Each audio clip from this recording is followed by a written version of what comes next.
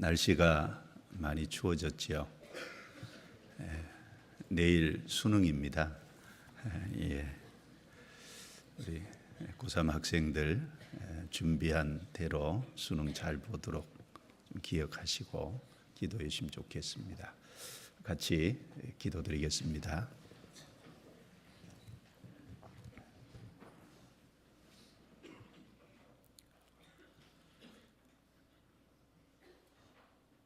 거룩하시고 은혜로우시고 자비로우신 우리 아버지 하나님, 죄와 허물 가운데 살던 저희들을 구속해 주시고 또 하나님의 거룩한 자녀로 삼아 주시며 썩지 않고 더럽지 않고 쇠하지 아니하는 영광스러운 기업을 소망으로 갖도록 축복해 주심을 진심으로 감사합니다. 저희들에게 부족한 것이 많이 있지만 변함없는 주의 사랑으로 붙들어 주신 것도 감사합니다. 오늘도 주님의 피로 구원받은 성도들을 한자리에 불러 모아 주시고 주의 거룩한 말씀으로 그리스도 안에서 또 성령의 인도하심 안에서 함께 교제케 해주심을 감사합니다. 하나님의 말씀을 통해 우리의 양심을 비춰볼 수 있도록 도와주시고 하나님 말씀이 우리 영혼의 양식이 되고 또 우리의 허물과 합당치 못한 것을 드러내서 말씀의 빛 앞에 보혈의 능력으로 깨끗하게 함을 입는 귀한 시간이 되게 해 주옵소서. 또 말씀이 우리 영혼의 힘이 되고 용기가 돼서 여러 가지 어려운 상황에서 주님을 더욱 의지하고 주님께 의탁하는 우리의 삶이 될 수 있도록 도와주옵소서. 다음 주간에 계획되어 있는 많은 집회도 함께 해주시고 또 전 세계 복음이 전해지는 곳곳에 주님께서 같이 계셔서 힘있게 말씀이 증거되고 많은 영혼이 돌아오고 또 세워짐으로 하나님께 영광이 되게 해 주옵소서. 오늘 함께하지 못한 성도들 어느 곳에 있든지 합당하신 은혜로 붙잡아 주시옵소서. 오늘 말씀의 시종을 온전히 주께 의탁합니다. 저희를 구원해 주신 주 예수님 이름으로 기도드리옵니다. 아멘. 성경 신명기 17장을 찾겠습니다. 신명기 17장.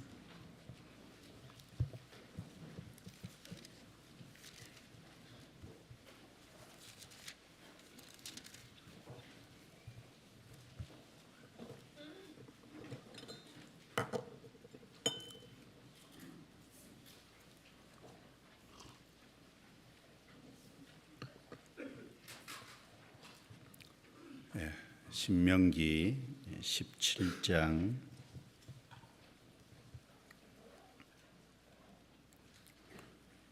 14절 말씀부터 제가 읽겠습니다. 내가 내 하나님 여호와께서 내게 주시는 땅에 이르러서 그 땅을 얻어 거할 때 만일 우리도 우리 주위의 열국같이 우리 위에 왕을 세우리라는 뜻이 나거든 반드시 내 하나님 여호와의 택하신 자를 내 위에 왕으로 세울 것이며 내 위에 왕을 세우려면 내 형제 중에서 한 사람으로 할 것이요 내 형제 아닌 타국인을 내 위에 세우지 말 것이며 왕된 자는 말을 많이 두지 말 것이요 말을 많이 얻으려고 그 백성을 애굽으로 돌아가게 말 것이니 이는 여호와께서 너희에게 이르시기를 너희가 이후에는 그 길로 다시 돌아가지 말 것이라 하셨음이며 아내를 많이 두어서 그 마음이 미혹되게 말 것이며 은금을 자기를 위하여 많이 쌓지 말 것이니라. 18절부터 20절은 같이 읽겠습니다. 그가 왕위에 오르거든 레위 사람 제사장 앞에 보관한 이 율법서를 등사하여 평생에 자기 옆에 두고 읽어서 그 하나님 여호와 경외하기를 배우며 이 율법의 모든 말과 이 규례를 지켜 행할 것이라. 그리하면 그의 마음이 그 형제 위에 교만하지 아니하고 이 명령에서 떠나 좌로나 우로나 치우치지 아니하리니 이스라엘 중에서 그와 그의 자손의 왕위에 있는 날이 장구하리라. 오늘 제목이 19절에 평생에 자기 옆에 두고 읽어서 그 하나님 여호와 경외하기를 배우며 이 율법의 모든 말과 이 규례를 지켜 행할 것이라. 이걸 여러 내용을 다 넣어서 제목을 좀 잡아봤는데, 말씀을 가까이 하여 하나님 경외와 순종을 배움이라는 긴 제목을 좀 잡아봤습니다. 너무 기니까 경외와 순종을 배움 이렇게 잘라서 간단하게 앞에 화면에 띄운 것 같습니다. 오늘은 이제 이 19절 말씀을 중심으로 해서 제목에 이제 잘 나타나 있는 것처럼 14절부터 20절 이제 본문 전체를 좀 함께 살펴보려고 합니다. 수양회를 이제 끝내고 또 새로 구원받으신 분도 많고 그동안 집회도 많이 있었기 때문에 말씀을 가까이 하는 생활에 대해서 좀 자세히 듣는 것이 필요하다라고 생각도 되고, 또 새로 구원받으신 분뿐 아니라 구원받은 지 오래되신 분도 깊이 좀 생각해야 될 말씀이라서 좀 함께 상고해 보겠습니다. 이 신명기 내용은 출애굽한 그 이스라엘 백성들에게 하나님께서 모세를 통해서 주신 말씀입니다. 이 말씀을 받은 장소는 이스라엘 백성들이 애굽에서 나와서 광야 40년을 이제 통과하고 요단강만 건너면 가나안 땅인데, 요단강을 건너기 전에 모압 평지에서 하나님께서 말씀을 주신 내용입니다. 그리고 지금 읽은 그 본문 말씀은 이스라엘 백성들이 그 가나안 땅에 이제 들어가서 왕을 세울 때 왕을 세우는 그 선택 기준과 왕이 된 사람의 삶의 지침서라고 할 수 있겠습니다.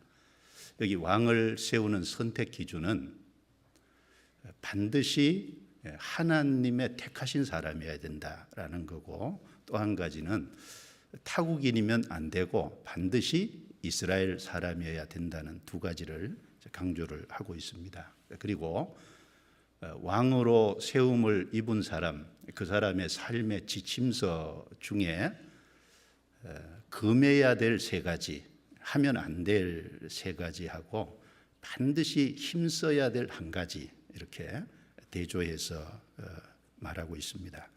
금해야 될 세 가지는 그 16절, 17절 말씀에 보면 말을 많이 두지 마라. 두 번째는 아내를 많이 두지 마라. 세 번째는 은금을 자기를 위하여 많이 쌓아두지 마라. 딱 세 가지죠. 하나님께서 왜 세 가지를 금하셨을 것 같습니까?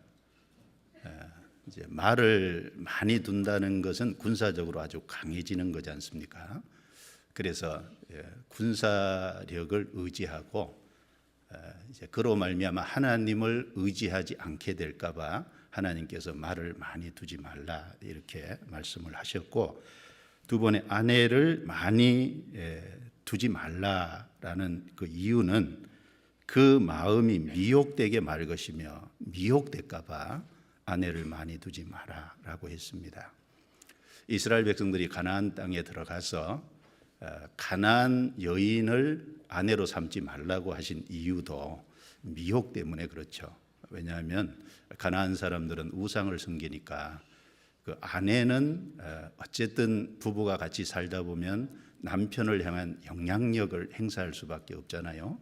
그래서 그 아내의 영향력으로 인해서 미혹을 받아서 하나님을 떠나서 우상을 섬기게 될까봐 가나안 여인을 아내로 삼지 마라라고 분명히 금하고 있습니다.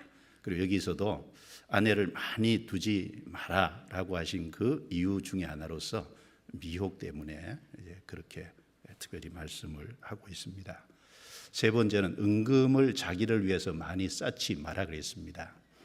사람이 은금, 재물과 관계된 거죠. 이 재물을 많이 쌓다 보면 자기도 모르게 그 재물에 마음이 가게 되죠. 그래서 재물에 마음이 빼앗겨서 결국은 하나님으로 만족하지 못하게 될까 봐 그래서 재물을 많이 두지 마라라고 하신 겁니다. 마태복음 6장 20절 말씀에 보면 내 보물이 있는 곳에는 내 마음도 있느니라. 사람이 자기 보물이 무엇이라고 생각하냐에 따라서 좀 다를 텐데 재물을 많이 두고 재물을 추구하고 사는 사람은 재물이 보물이라고 생각하잖아요. 그러니까 거기 마음이 빼앗기고 결국 마음이 빼앗김으로 인해서 하나님으로 만족하지 못하고 그래서 거기 결국 하나님을 떠나게 되는. 그래서 말을 많이 두지 마라, 아내를 많이 두지 마라, 은금을 자기를 위해서 많이 쌓아두지 마라, 세 가지를 금하고 있습니다. 이 세 가지를 삶 속에 왕으로서 그대로 실천해 보려고 애썼던 사람이 다윗이고 이걸 그냥 몽땅 어긴 사람이 솔로몬입니다. 왕 중에 다윗은 말을 많이 두지 마라 이 말씀을 지키려고 상당히 애썼던 거겠죠. 그래서 사무엘하 8장에 보면 전쟁에서 승리하면 상대방 말을 많이 그 전리품으로 얻게 되잖아요. 그랬을 때 꼭 필요한 말 외에는 나머지 말은 전부 발목 힘줄을 끊어버렸다 그랬죠. 발목 힘줄을 끊으면 말이 군사적으로 사용되는 것 자체는 쓸모없지 않습니까? 그래서 사무엘하 8장에 가면 다윗은 말을 많이 두지 않으려고 군사력을 키워서 그 군사력에 의지하지 않으려고 애를 썼던 것 같습니다. 그리고 또 사무엘하 8장에 보면 다윗은 그 많은 전쟁의 전리품 중에 은금, 재물 이런 것들을 얻으면 사무엘하 8장 내용에 그걸 하나님께 다 드렸어요. 하나님께 드리고 자기를 위해서는 쌓아두지 않으려고 하는. 그리고 역대상 29장에도 보면 아들 솔로몬을 통해서 성전을 건축하겠다는 하나님의 말씀을 듣고 그 성전 건축하는 걸 위해서 자기가 가지고 있는 것을 상당히 하나님께 드리는. 그래서 자기 개인을 위해서는 은금을 쌓지 않으려고 애썼던 것 같습니다. 그런데 열왕기상 10장과 11장에 보면 솔로몬은 이것을 다 어겼죠. 솔로몬은 말을 얻으려고 애굽으로 사람을 보내서 말을 계속 사왔습니다. 그리고 금은 보석을 정기적으로 이스라엘 땅으로 들여왔어요. 그리고 열왕기상 11장에 가면 많은 아내를 둬서 결국은 처음에는 정략적으로 결혼한 거지만 나중에는 그 아내들을 사랑하게 되고 그리고 마음이 빼앗겨서 결국은 솔로몬이 하나님을 떠나게 되는 이제 그런 문제를 노출했습니다.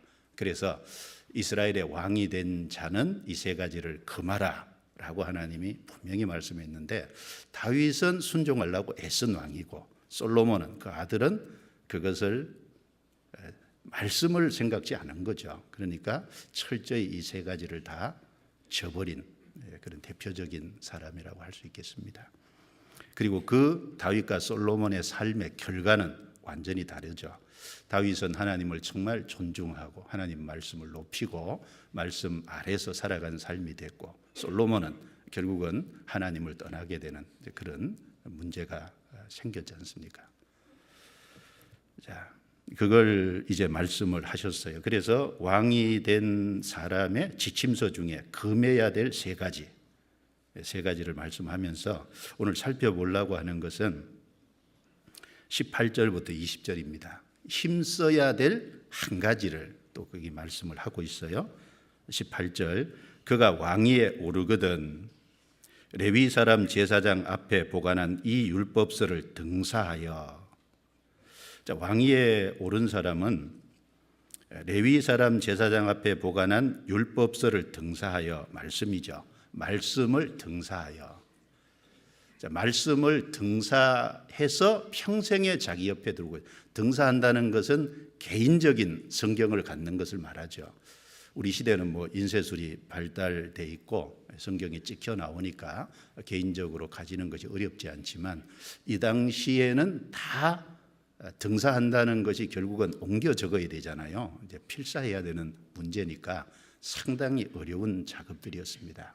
그러나 그런 어려움에도 불구하고 반드시 왕이 된 사람은 성경을 사본을 만들어서 그 왕이 된 사람 자기 옆에 두고 평생이라 그러죠. 평생 읽어서, 그래서 개인 성경을 가지고 그 개인 성경을 가까이 해서 읽으라는 말씀입니다. 그렇게 하신 목적은 두 가지죠. 경외와 순종을 배우게 하기 위해서입니다. 19절에 그 하나님 여호와 경외하기를 배우며.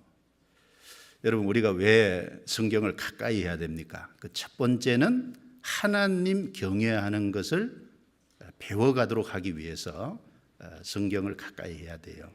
그리고 또 한 가지는 이 율법의 모든 말과 이 규례를 지켜 행할 것이라. 하나님을 경외하는 사람은 하나님의 말씀을 높이게 되고 하나님 말씀을 존중하게 되고 결국은 하나님 말씀 앞에 순종의 길을 걸어가게 되겠죠. 이 율법의 모든 말과 이 규례, 한마디로 말씀입니다. 지켜 행할 것이라. 지켜 행하는 건 순종이죠. 그래서 말씀을 가까이 하는 가운데서 두 가지를 배우는 겁니다. 하나님을 존중하는 걸 배우고 그 하나님 말씀에 순종하는 것을 배우고. 그건 한꺼번에 이루어지는 것이 아니지 않습니까? 하나님을 경외하는 것을 배워갈 때 또 삶 속에 순종이라는 것이 결과적으로 나타날 겁니다. 그리고 경외와 순종을 배운 결과는 20절에 나와 있죠. 그리하면 그의 마음이 그 형제 위에 교만하지 아니하고, 교만에서 벗어날 수 있다는 겁니다. 결국 겸손해진다는 얘기죠. 그리고 이 명령에서 떠나, 이 명령은 말씀입니다. 말씀에서 떠나 좌로나 우로나 치우치지 아니하리니. 물론 사람은 연약해서 실수할 수도 있고 곁길로 갈 수도 있습니다. 그러나 정말 하나님을 경외하고 하나님 말씀에 순종하는 태도를 갖고 사는 사람은 실수할지라도 즉시 다시 돌아오게 되죠. 그래서 하나님 말씀의 바른 길에서 벗어나지 않는, 좌로나 우로나 치우치지 않는, 결국은 진리의 길을 가고 성도들이 걸어가야 될 길을 걸어가게 되는, 좁은 길을 걸어가게 된다는 말씀을 하고 있는 겁니다. 그리고 이스라엘 중에서 그와 그의 자손의 왕위에 있는 날이 장구하리라. 결국은 그렇게 살아갈 때 그 사람의 삶은 빛이 나고 그리고 영향력을 행사하게 되고 그리고 그 사람은 결국 귀하게 계속해서 쓰임 받을 것을 말씀한 내용입니다. 그래서 이 신명기 특별히 17장 19절 말씀은 우리 암송수첩 중에, 그 암송수첩 가지고 계시잖아요. 암송수첩, 성구 암송 중에 말씀 중에서 말씀이 제일 앞인데 그 중에 제일 첫 번째 암송 구절로 나오는 내용이지 않습니까? 이 내용 속에 아주 중요한 것이 담겨 있습니다. 조금 몇 가지를 생각해 보겠습니다. 먼저 18절을 보시면 그가 왕위에 오르거든, 왕위에 오르거든 그랬습니다. 자, 구원받은 사람 저를 보시죠. 이제 뭐 구약 시대는 이제 왕으로 세움을 받는 일인데, 신약 시대에 이제 구원받은 성도들을 가리켜서 성경에 왕이라고 했잖아요. 구원받은 사람은 왕의 신분입니다. 우리가 구원받으면 아들이 됐다라고 얘기하고, 아들이라는 말은 이제 아버지와 교통하게 된 의미도 있고 또 하나님의 상속자가 됐다는 의미도 있고, 또 그리스도의 신부가 됐다라는 것은 사랑의 관계를 설명하고 또 종이다라고 말씀하는 건 이 땅에서 주님의 말씀에 주님의 뜻에 순종해야 될 입장이고 주님의 일을 해야 될 입장은 종이라고 했죠. 그리고 또 이 세상에서 세상과 싸우고 마귀와 싸우고 자기 육체의 정욕과 싸워서 이제 승리해야 될 입장에는 그리스도의 군사라는 신분을 얘기했습니다. 그런데 구원받은 사람의 그 신분 중에 하나가 왕입니다. 왕이라는 말은 영광이지 않습니까? 그래서 장차 천년 왕국 그리고 영원한 천국에서 왕노릇할 사람 아닙니까? 구원받은 사람은 구원받자마자 실제로 영광을 이제 얻을 수 있는, 그래서 구원을 받은 동시에 순종의 삶을 삶으로 영광을 얻을 수 있는 그 위치를 실제로 이제 얻은 거죠. 그래서 베드로전서 2장 9절에 그리스도인의 그 신분에 대해서 4가지를 말씀했습니다. 오직 너희는 택하신 족속이요 왕 같은 제사장들이요 거룩한 나라요 그의 소유된 백성이니 4가지 말씀했죠. 여기 택하신 족속이라 그랬고, 그리고 왕 같은 제사장들이다. 구원받은 사람은 제사장은 제사장, 하나님을 섬기는 제사장, 자기를 제물로 하나님께 헌신해 드리는 제사장, 또 구원받지 않은 사람을 구원받게 해서 하나님께 드리는 이방인을 구원받게 해서 주님께 드리는 복음의 제사장. 성경에 여러 말씀이 있는데, 근데 그 제사장은 제사장인데 특별히 왕 같은 제사장이라 그랬습니다. 구원받은 사람은 구원받자마자 하나님의 영광을 얻는 천년왕국, 영원한 천국 왕노릇할 사람입니다. 성경에 그런 말씀들이 많이 있죠. 여기 적고 같이 보겠습니다. 디모데 후서 2장. 디모데 후서 2장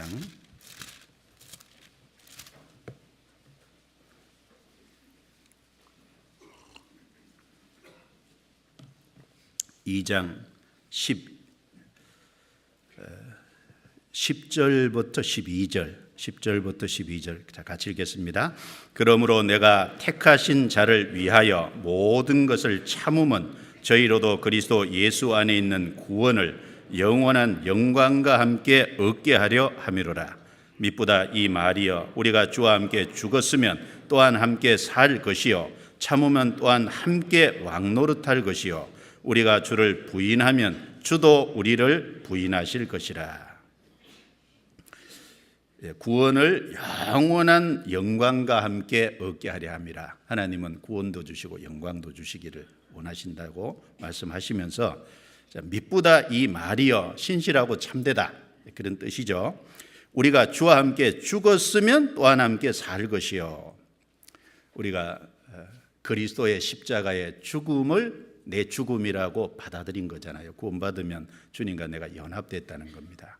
주님이 죽으실 때 내 죄를 짊어지고 십자가에서 죽었으니까 내가 죽을 자리에 대신 죽으셨잖아요. 주님의 죽으심은 나의 죽음입니다. 주님의 장사는 내 장사예요. 그래서 구원받고 침례받을 때 물속에 들어가는 건 죽음과 장사지 않습니까?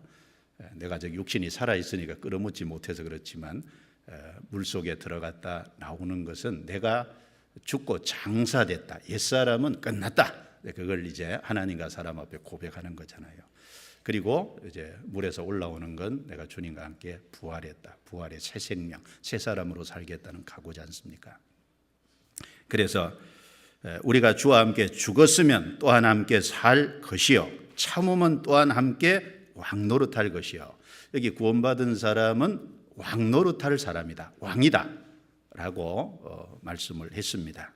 그래서 요한계시록 20장 4절에 보면 그리스도로 더불어 1000년 동안 왕노릇하니라고 말씀하셨습니다. 그리스도께서 만왕의 왕이시잖아요. 만주의 주입니다. 그 그리스도께서 이제 영광을 누리실 때 우리도 거기 같이 누릴 사람입니다. 그리고 계시록 21장 내용에 보면 새 하늘과 새 땅, 영원한 천국에 대해서 이제 말씀하시면서 거기 천성 내용이 나오지 않습니까? 그러니까 천성, 하늘에서 내려오는 새 예루살렘. 그래서 그 성의 빛을 벽옥 같다 그랬고, 맑은 정금으로 된 맑은 유리 같은 정금이더라. 성의 빛이 그렇다 그랬습니다. 거기에 12문이 있는데 12문은 12진주로 되어 있고, 그리고 그 성의 도성, 천성이죠. 도성의 기초석은 12기초석으로 되어 있는데 12보석으로 여러 가지 보석이 나오지 않습니까? 그걸 쭉 얘기하면서 요한계시록 21장 24절 말씀에는 땅의 왕들이 자기 영광을 가지고 거리로 들어오리라. 땅의 왕들이 자기 영광을 가지고 거리로 들어오리라 그랬거든요. 그 땅의 왕들이 누굴 말씀할까요? 구원받은 성도를 가리키죠. 이 세상에 무슨 왕을 얘기하는 것이 아니라, 이 세상의 왕도 구원 못 받으면 못 들어가잖아요. 땅의 왕들이 자기 영광을 가지고 왜 그렇게 말씀했을까요? 구원받고 어떻게 살았냐에 따라서 영광은 다르잖아요. 그러니까 자기 영광을 가지고 이 땅에서 어떻게 살았느냐가 결국은 결정하니까 거리로 들어오리라. 그리고 요한계시록 22장 5절에 보면 다시 밤이 없겠고 등불과 햇빛이 쓸데없으니 이는 주 하나님이 저희에게 빛이심이라. 저희가 세세토록 왕노릇하리로다. 그래서 20장에는 1000년 동안 왕노릇한다고 했고, 21장 22장 천성을 얘기하면서 세세토록 왕노릇한다고 했고, 그래서 구원받은 사람의 신분은 하나님과 함께 영광을 누릴 왕노릇할 사람입니다. 그러니까 왕이 맞죠, 왕이. 그리고 미래의 천년왕국 영원한 천국에서만 왕일까요? 그렇지 않죠.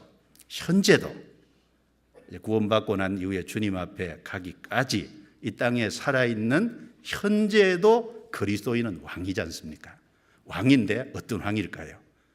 성경 고린도전서 4장 찾겠습니다. 고린도전서 4장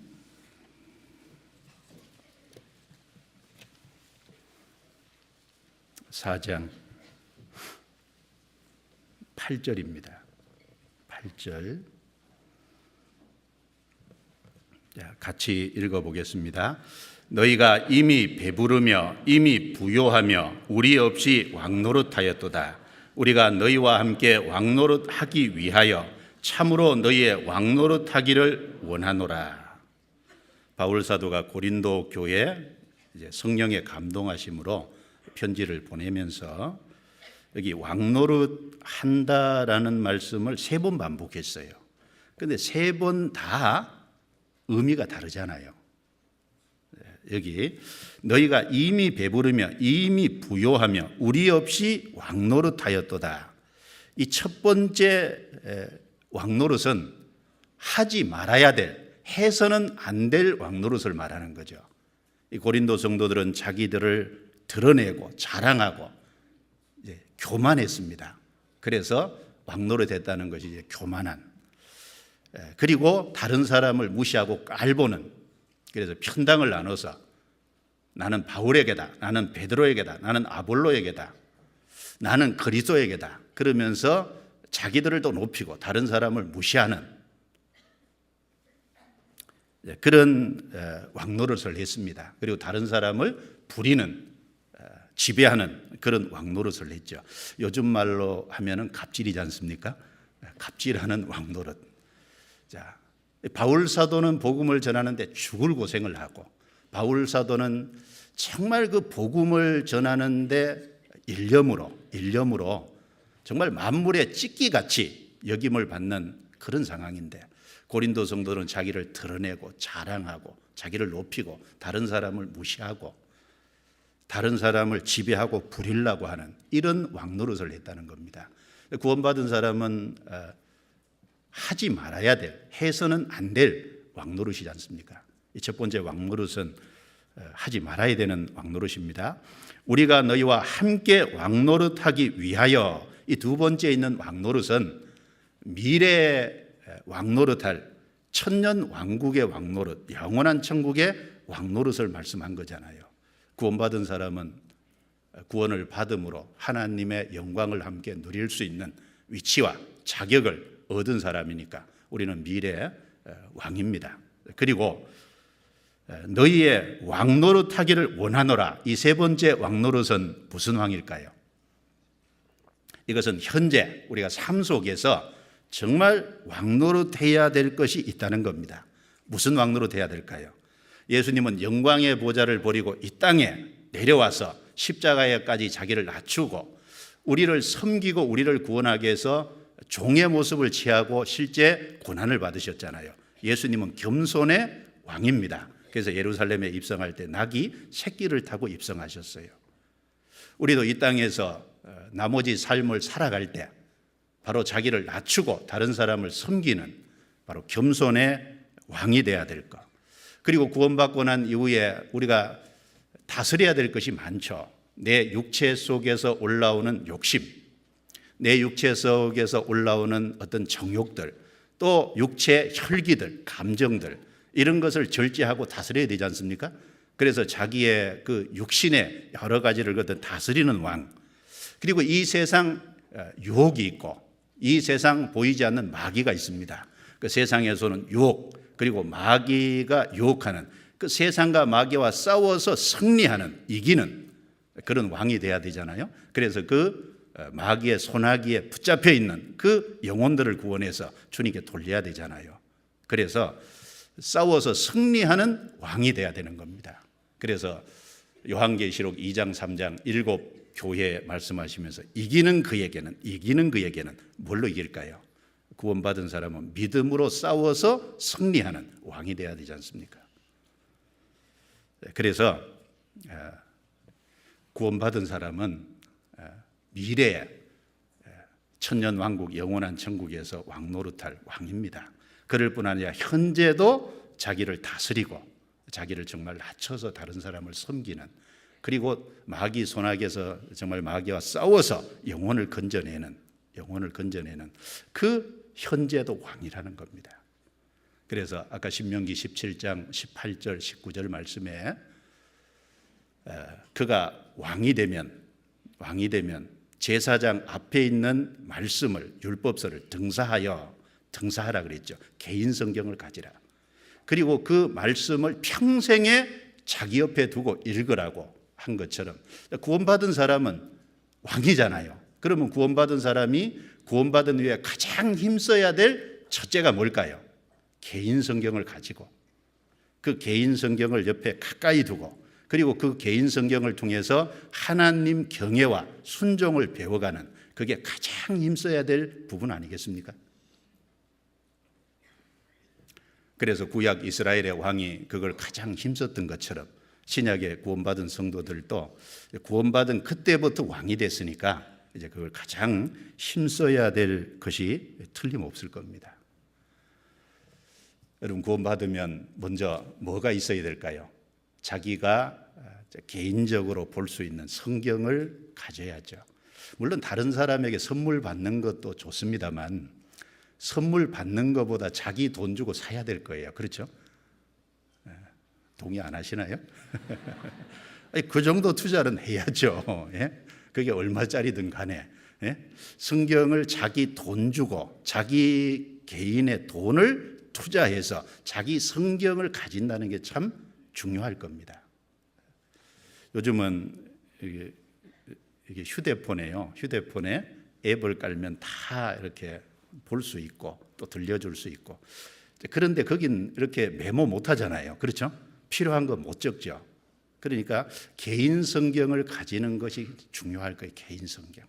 개인 성경을 딱 가지고, 그리고 평생에 자기 옆에 두라고 했잖아요. 먼저는 둬야 되거든요. 옆에 가까이. 여러분, 여행을 가시거나 그 다음에 출장을 가시거나 어디 가실 때 제일 먼저 챙기는 것이 뭡니까? 뭐부터 챙기세요? 세면도구부터, 옷부터, 뭐부터 챙기세요? 화장품부터, 뭐부터 챙깁니까? 성경부터 가장 첫 번째 챙겨 넣어야 되는 거 아닙니까? 자기 성경부터 첫 번째 챙겨서 넣어야죠. 어디를 가든지 자기 옆에 두라 그랬잖아요. 옆에, 멀리 두라고 한 게 아니라 옆에. 항상 성경이 내 주변에서 떠나지 않도록 하는 그 사람은 이제 축복된 걸 거예요. 그만큼 성경을 가까이 하려고 하는 의지가 있다는 거잖아요. 그래서 성경을 개인적으로 사서 그 성경을 자기 옆에 둬야 될 겁니다. 여러분, 미국의 백화점 왕이라고 알려진 존 워너메이커라는 사람이 있습니다. 그 사람은 잘 알려진 크리스찬입니다. 그가 67년 동안, 무려 67년 동안 교회학교 교사를 했다고 하잖아요.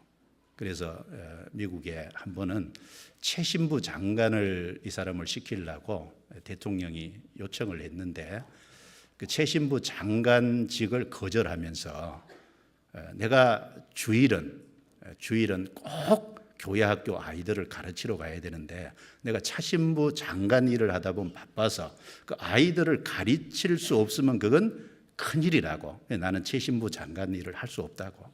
그러니까 대통령이 조건을 걸었다 그러잖아요. 주일은 안 하는 것으로 하고 주일은 안 하는 것으로 하고 다른 날 업무 보기로 하고 주일은 교회 가서 아이들 가르치는 거 하라고. 그래서 항상 그 워싱턴에서 먼 곳까지 이제 열차를 타고 다니면서 또 다른 편으로 다니면서 아이들을 가르치는 걸 한 주도 빼먹지 않았다 그러잖아요. 참 대단한 사람입니다. 그래서 어떤 기자가 묻기를, 아니 최신부 장관직이라는 것이 주일학교 교사보다, 교회학교 교사보다 못한 일이냐? 그러니까 이분 대답이, 무슨 말을 하냐고, 내가 최신부 장관 일은 몇 년 하다 그만둘 일이고 부업이고 교회학교 교사 일은 내가 평생을 해야 될 주업이지 않냐고. 그 무려 67년을 교회학교 교사를 했대요. 교회학교 교사, 참 끈질기게 참 대단한 사람입니다. 그런데 그분이 이제 백화점 왕이 됐는데 84세에, 그때가 그 자기 60년 정도, 사업가로 산 60년 정도 됐는데 84세 그 60년 사업 기념식에서 어떤 사람이 이 존 워너메이커에게 물어봤다는 거예요. 당신 지금까지 투자한 것 중에서 가장 성공적인 투자는 뭐였습니까? 이렇게 물으니까 이분 대답이, 내가 10살 때 최고의 투자를 한 때가 있었습니다. 그때 나는 $3 73센트를 주고 예쁜 가죽 성경을 하나 샀습니다. 이것이 내 인생에서 가장 위대한 투자였습니다. 그 성경이 오늘의 나를 만들었으니까요, 이렇게 답을 했다고 합니다. 그래서 10살 때 $3 73센트를 주고 예쁜 가죽 성경을 산 그것이 자기 인생의 가장 위대한 투자였다. 그 성경이 오늘의 자기를 만들었다라고 대답을 했다는 얘기는요, 잘 알려진 겁니다. 근데 그때 $3 73센트, 10살짜리니까 너무 가난하고 없잖아요. 그때 손에 쥐고 있었던 돈이요 37센트였대요. 근데 성경을 너무너무 갖고 싶어 하니까, 그래서 나중에 내가 벌어서 갖겠다고 그렇게 얘기하니까 그 아이가 너무 성경을 갖고 하는 거기에 그 벌어서 갚으라고 하면서 그 성경을 줬다는 거예요. 그래서 나중에 벽돌을 날라서 그걸 다 갚았답니다. 그래서 자기 희생을 해서 정말 그 성경을 산 그것이 자기 인생의 최고의 투자였다. 여러분, 신명기 17장 18절 19절에 뭐라고 말씀합니까? 그가 왕위에 오르거든 율법서를 등사하여, 개인 성경을 가지라는 거죠. 그리고 평생에 자기 옆에 두라고, 평생 가까이 두라고. 그리고 그걸 읽어서 하나님 경외하기를 배우며 순종하는 것을 배우라고 했습니다. 여러분, 사람이 땅에 살아가면서 피조물로서 가장 축복된 것이 뭐겠습니까? 창조주 하나님이 주신 말씀을 우리가 귀로 들을 수 있다는 것, 읽을 수 있다는 것, 이것이 얼마나 큰 선물이고 축복이냐는 거예요. 다윗은 이것을 축복이라고 생각했지 않습니까? 시편 138편 4절. 시편 138편 4절.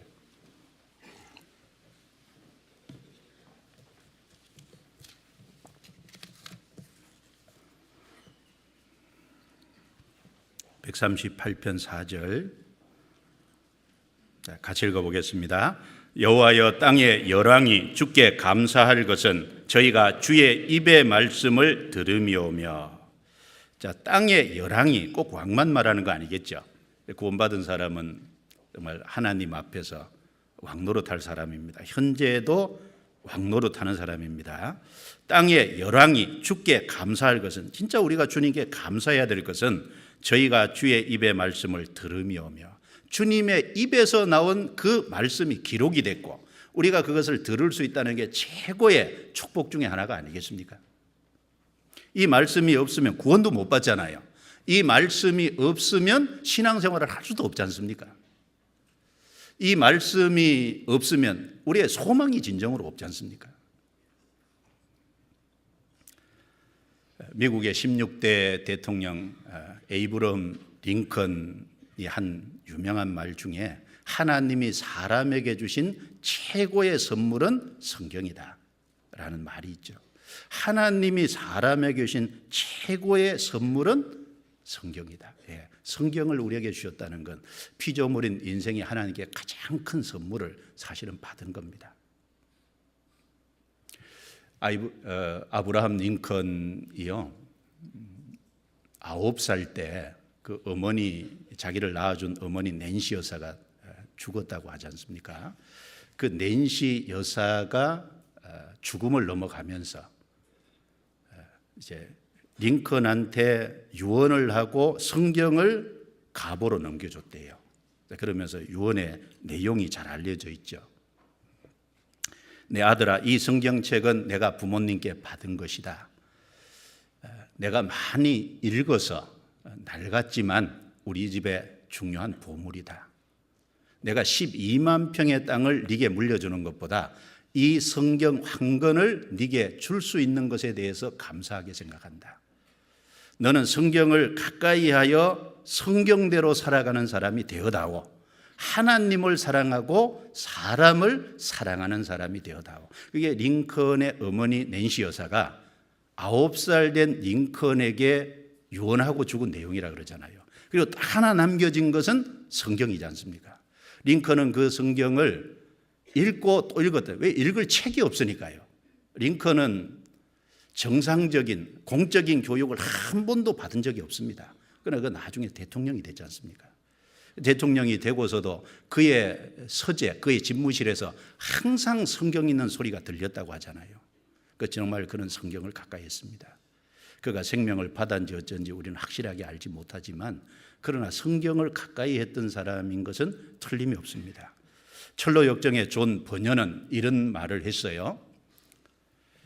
성경은 당신을 죄에서 멀어지게 할 것이다. 그렇지 않으면 죄가 당신을 성경에서 멀어지게 할 것이다. 그렇죠. 성경을 가까이해서 죄에서 멀어지든지 아니면 죄를 가까이해서 성경에 멀어지든지 둘 중에 하나라는 겁니다.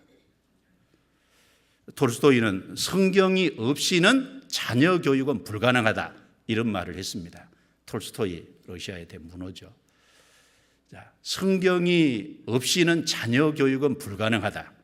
여러분, 교회가 없다면, 성경이 없다면, 말씀이 없다면 자녀 교육 참 암담하죠. 성경이 있어도 힘든데 없으면 더더욱 힘들지 않겠습니까? 성경을 사랑하는 사람은 독수리보다 높이 나를 수 있다. 그런 유명한 말도 있습니다.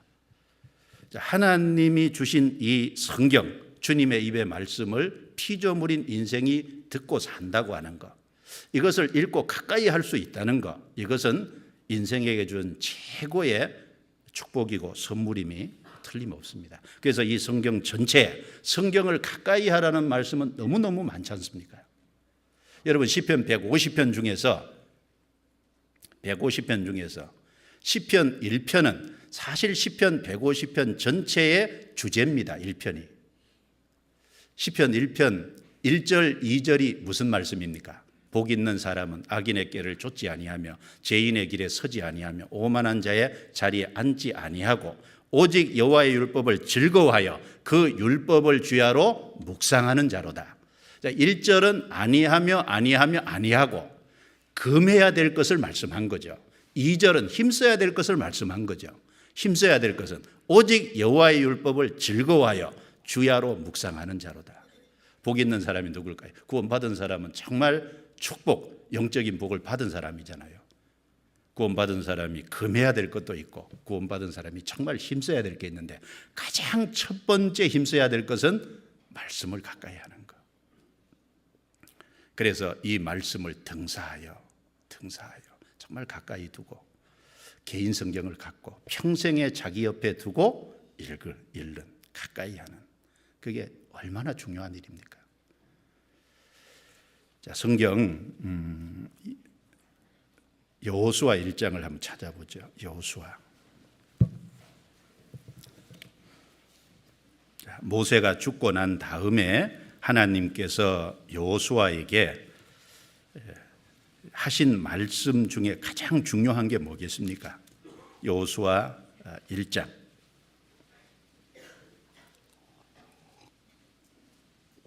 7절 8절 제가 읽겠습니다.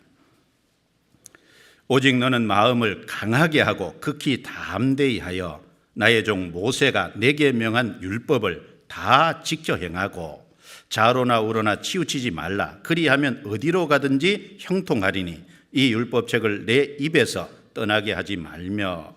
같이 읽습니다. 주야로 그것을 묵상하여 그 가운데 기록한 대로 다 지켜 행하라. 그리하면 내 길이 평탄하게 될 것이라. 내가 형통하리라. 자, 여기 7절과 8절에 두 번이나 강조한 말씀이 말씀을 가까이 하라는 겁니다. 그리고 그 말씀을 순종하고 묵상하고 순종하는, 그걸 이제 강조한 겁니다. 여호수아는 이제 이스라엘 백성들과 함께 가나안 7년 정복 전쟁을 이제 마쳤죠. 자, 요단강 동편에서 기업을 얻은 사람들이 있어요. 그래서 두 지파 반이 요단강 동편에서 이제 기업을 얻었는데 이스라엘 백성들과 같이 요단강을 건너서 남자들이 여자와 아이들을 내버려둔 채로 그 7년 동안 가나안 정복 전쟁을 열심히 싸우고 이제 가나안 땅을 차지했잖아요. 그리고 정복 전쟁을 마치고 돌아가는 르우벤, 갓, 므낫세 반지파, 두 지파 반에게요, 여호수아가 부탁한 것도 뭡니까? 두 가지입니다. 경외와 순종을 당부했어요. 22장 한번 찾아보죠. 22장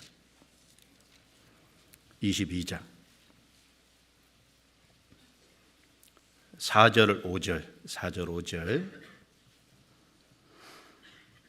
이제는 너희 하나님 여호와께서 이미 말씀하신 대로 너희 형제에게 안식을 주셨으니 그런즉 이제 너희는 여호와의 종 모세가 요단 저편에서 너희에게 준 소유지로 가서 너희의 장막으로 돌아가되. 5절은 같이 읽습니다.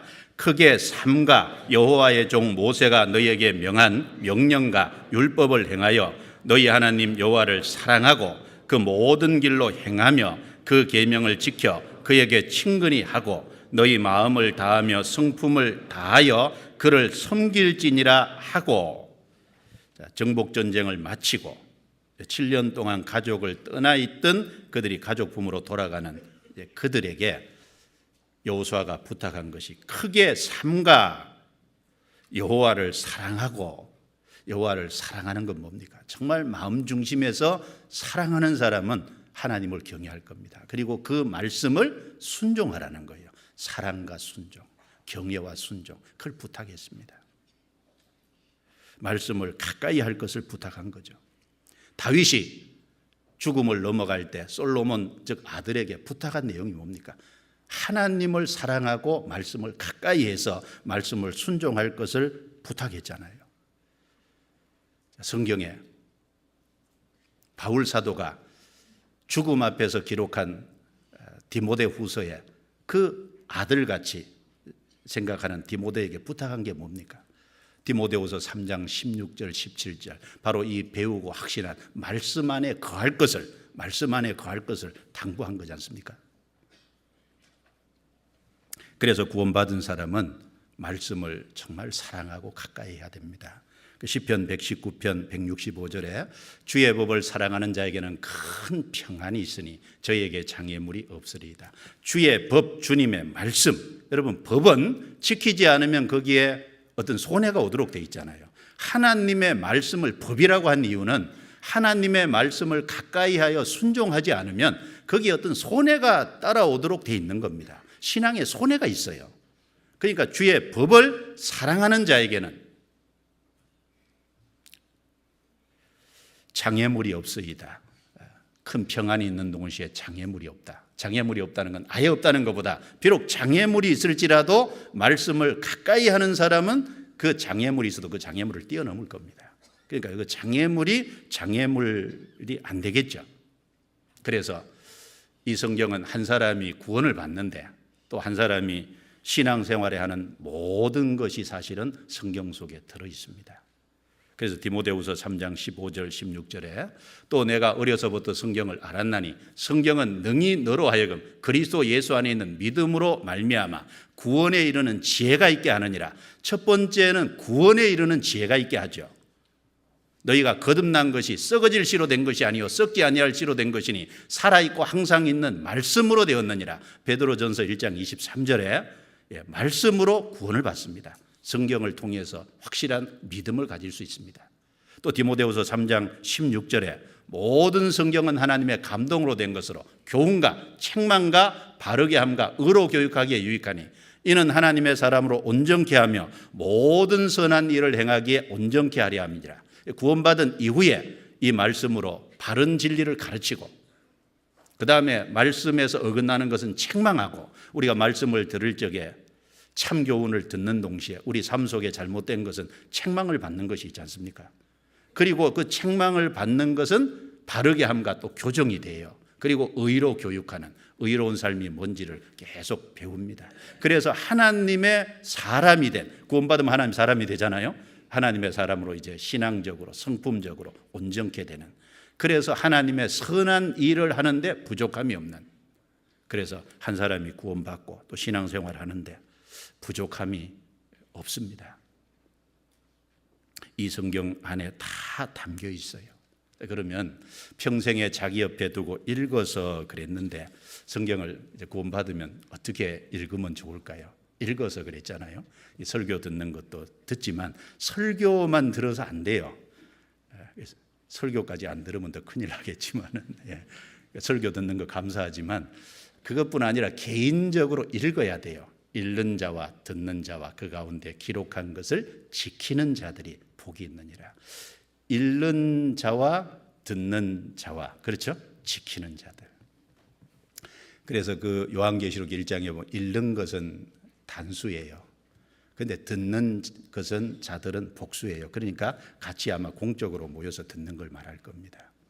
그리고 그 가운데 기록한 것을 지키는 개인적으로 읽고 공적으로 같이 듣고 그게 병행이 돼야죠. 병행. 하나만 하면 안 돼요. 듣기만 하면 귀는 이제 많이 이제 커지는데 읽지 않으면요 자기 깨달음이 없잖아요. 깨달음. 개인적으로 성경을 계속 읽어가는 사람이 듣는 속에서 더 깊이가 있게 깨달을 수 있습니다. 병행이 돼야 됩니다. 그럼 어떻게 읽을 거냐? 이제 구약이 있고 신약이 있잖아요. 근데 이제 구원받으면 어떤 분은 막 구약부터 읽으려고 덤비는 분이 있는데 어려워서 못 읽어요. 창세기 잘 나가다가 출애굽기 잘 읽다가 출애굽기 25장 가면 답답하죠. 성막 얘기가 나오는데 무슨 얘기인지 하나도 모르겠네. 레위기 넘어가면 더 답답합니다. 무슨 제사법이 이렇게 복잡해요. 그러니까 구원을 받으면 구약부터 읽는 것이 지혜가 아니에요. 먼저 어디부터 읽어야 될까요? 신약부터 읽어야 돼요. 구약은 오실 그리스도, 신약은 오신 그리스도를 말씀하잖아요. 그래서 예수 그리스도가 오셔서 구원을 완성하시고 그 구원을 받은 사람들이 이제 신앙생활을 하는데 그 예수 그리스도가 이룰 구속의 사건과 또 구원받은 사람이 어떻게 신앙생활을 해야 될지 구약 성경은요 하나의 모형과 그림자로 말씀하고 있거든요. 그러니까 신약을 이해하지 못하면 구약이 이해가 안 되게 돼 있습니다. 그래서 먼저 신약을 읽어야 돼요. 그러면 이제 신약을 어디부터 읽을까요? 먼저 구원을 받으셨으니까 영생 얻었으니까 영생에 대한 부분부터 확실하게 하는 게 좋지 않습니까?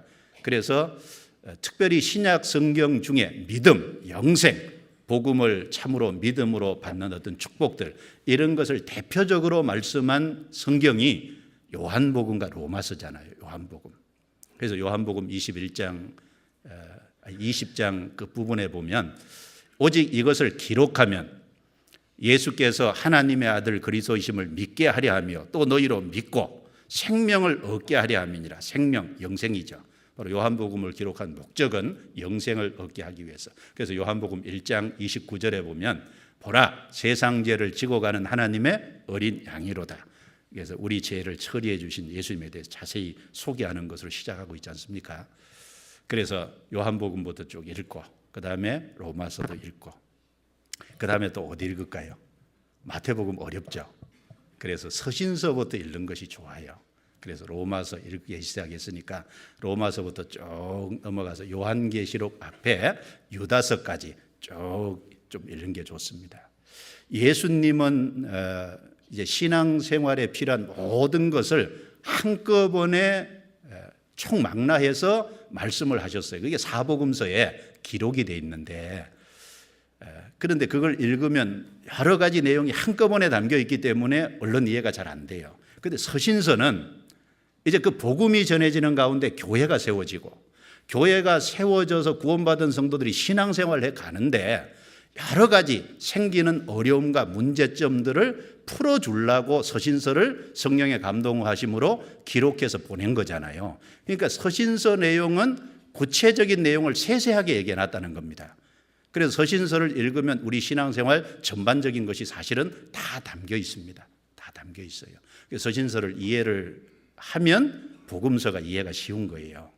그래서 복음서를 교과서라고 한다면 서신서는 참고서다 이렇게 표현을 해도 무방할 겁니다. 그래서 서신서를 이해하게 되면 그 다음에 복음서를 이해하기가 훨씬 쉬워지겠죠. 그래서 서신서를 쭉 읽고 그 다음에 마태복음부터 요한계시록까지 쭉 읽고 그 다음에 어떻게 하면 좋을까요? 이제 구약과 신약을 병행해서, 그렇죠? 하루에 구약을 2장 읽든 1장 읽고 신약을 2장 읽든지 어쨌든 구약과 신약을 병행해서 이렇게 읽어나가는 것이 지혜일 겁니다. 그리고 신앙생활 속에 여러 가지 이제 어떤 주제별로 좀 정리해야 되고 주제별로 좀 확실하게 돼야 될 것이 있을 수 있어요. 그래서 믿음이 뭐냐? 참 신앙생활은 믿음으로 살아가는 삶이지 않습니까? 성령의 인도하심으로 믿음으로 살아가는 삶인데 믿음이 뭔지를 잘 정리해 놓은 게 히브리서 11장이잖아요. 믿음으로 구원받는 것부터 믿음으로 하나님을 기쁘시게 하는 것.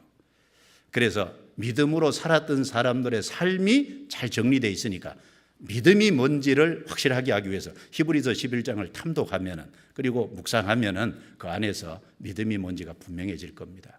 부활의 소망이 확실해야죠. 부활에 대해서 자세히 말씀한 게 고린도전서 15장이잖아요. 사랑에 대해서 자세히 말씀해 놓은 것이 고린도전서 13장이지 않습니까? 그래서 그런 내용들을 쭉 필요할 때 장별로 요약되어 있는 부분들이 있으니까 그런 말씀을 읽으시면 될 겁니다. 그리고 내 삶 속에 시련과 역경, 어려움들이 있을 때 그럴 경우에 욥기서 같은 것을 쭉 읽으면 욥은 정말 말할 수 없는 사람으로서 겪을 수 있는 가장 극한의 고난을 당했잖아요. 하루아침에 재산이 다 날아갔고 그것만이 아니라 10자식이 한꺼번에 다 죽었고 자기 몸은 병들어서 기와장으로 끓고 있고 그리고 아내는 자기를 욕하고 죽으라고 하고 그리고 세 친구는 찾아와서 욥이 이런 어려움을 겪게 된 것이 틀림없이 네가 무슨 죄 때문에 그런 거 아니냐, 너 죄를 돌이키라고 욥을 이제 욥을 정죄하고 욥을 어렵게 하고 있고 그리고 자기의 종도, 과거에는 종들이 자기 말을 다루는데 종도 자기 말을 신청 안 하고 가까울 자기가 부요할 때, 자기가 평안할 때 가까이 했던 친척들은 자기를 다 멀리하고 혼자 딱 남아 있는데 그 어려운 가운데서 이제 욥이 당한 이제 어려움들 그리고 뒤에 결론들 이런 걸 쭉 읽어보면 그 속에서 극한 고통 속에서 욥이 어떻게 인내했는지를 배우고 하나님이 어떻게 도우셨는지를 또 배우고, 그리고 그 안에서 고쳐야 될 것이 뭐고 이런 것을 배울 수 있을 겁니다. 그리고 시편은 다윗이 절반 이상을 기록했는데 많은 어려움과 환난 속에서 기록했기 때문에 환난과 역경이 있을 때 시편을 순서대로 쫙 읽으면은 그것도 큰 마음의 위로가 되고 힘이 될 수 있을 겁니다. 내 소망이 분명해지고 싶다. 그러면 요한계시록을 읽으면 되잖아. 요한계시록은 최종 승리, 최종 영광을 요한계시록은 자세히 말씀하고 있지 않습니까? 우린 지금 가정 속에 살고 하나님은 최종 승리를 약속했잖아요. 그래서 최종 승리, 소망에 대해서 분명히 하고 싶으면 요한계시록을 읽으면 좋을 겁니다. 평양의 장대연 교회에서 목사 안수를 받았던 우리나라 7명의 목사 중에 한 사람인 길선주 목사, 그분이 30년 목회 생활하면서 하루에 한 번씩 요한계시록을 아침마다 읽었대요. 그래서 30년 동안 10,000번을 읽었답니다. 그 정도면 좀 외울 정도 안 되겠어요? 외울 정도. 왜 그렇게 요한계시록을 열심히 읽었을까? 아마 모르긴 몰라도 아마 소망에 대한 최종 승리에 대한 확신으로 힘있게 살기 위해서 그러지 않았을까? 그런 생각도 좀 해보게 됩니다.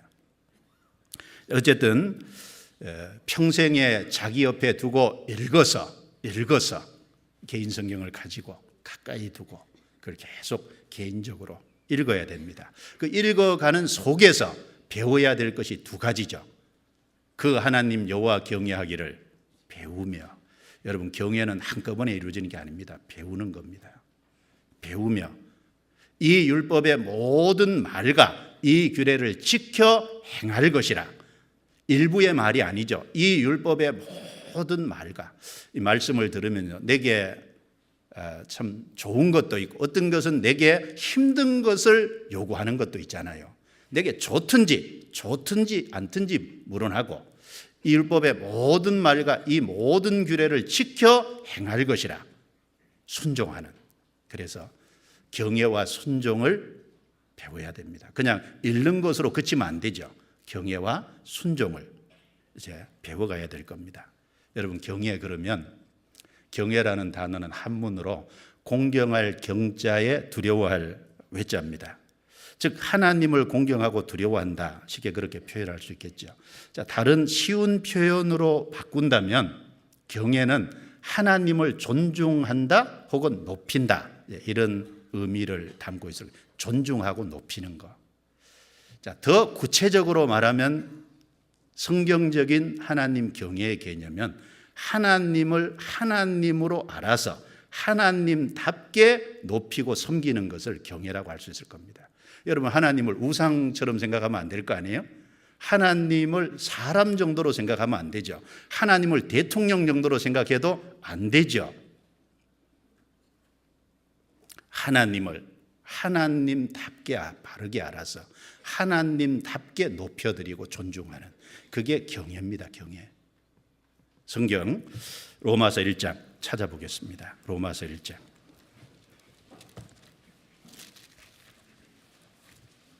로마서 1장. 하나님을 여기 우상으로 알았다 그랬어요. 하나님을 정상적으로 경외하는 것이 아니죠. 로마서 1장 21절부터 23절입니다. 21절부터 23절 같이 읽어볼까요? 하나님을 알되 하나님으로 영화롭게도 아니하며 감사치도 아니하고 오히려 그 생각이 허망하여지며 미련한 마음이 어두워졌나니 스스로 지혜 있다 하나 우준하게 되어 썩어지지 아니하는 하나님의 영광을 썩어질 사람과 금수와 버러지 형상의 우상으로 바꾸었느니라. 시작 말씀이 하나님을 알되, 여러분 하나님을 아는 게 중요하죠. 그런데 하나님을 어떻게 아냐는 훨씬 중요합니다. 그런데 여기 사람들이 타락되니까요, 하나님을 우상 정도로 안다는 말이지 않습니까? 그래서 22절에 보면 스스로 지혜 있다 하지만 우준하게 되어, 다른 번역에 보면 바보가 되어 썩어지지 아니하는 하나님의 영광을 썩어질 사람과 금수와 버러지 형상의 우상으로 바꾸었느니라. 그러니까 하나님을 우상 정도로 아는 거예요. 타락되니까. 하나님을 우상 정도로 알아서 우상 섬기듯이 섬기면 안 되죠. 사무엘상 5장에 보면 이스라엘이 블레셋과 전투하다가 법궤를 빼앗겼어요. 그래서 블레셋 사람들이 이스라엘에서 빼앗은 그 법궤를 가지고 블레셋 사람들은 다곤이라는 신을 섬기니까 다곤 신전에 들어가서 다곤 신상 옆에 하나님의 법궤를 뒀습니다. 그러니까 블레셋 사람들의 생각은 하나님을 다곤 신하고 비슷한 우상으로 생각한 거예요. 그리고 아니 오히려 다곤 신보다 못하게 생각했겠죠. 왜냐하면 전쟁에서 자기들이 이겼잖아요. 그러니까 자기들을 이기게 한 다곤 신은 이스라엘의 하나님보다 더 위대한 신으로 생각했을 겁니다. 그러니까 다곤 신전에 들어가서 다곤 신상 옆에다가 하나님의 법궤를 뒀잖아요. 다음 날 아침에 일어나 보니까 다곤 신상이 탁 넘어져서 얼굴이 땅바닥에 닿았습니다. 그래서 사람들이 다시 다곤 신상을 세워서 든든히 고정시켰겠죠.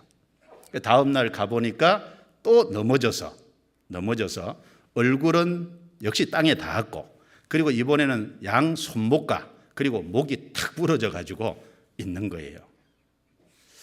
여러분, 하나님은 우상이 아닙니다. 블레셋 사람들은 그 하나님을 하나의 다곤 신 정도로 생각하는, 하나님이 어찌 우상에게다가 비교가 되겠습니까? 그리고 또 많은 사람들이 하나님을 사람 정도로 생각하잖아요. 사람 정도로 생각해도 안 됩니다. 성경 말라기 1장 찾아보겠습니다. 말라기 1장.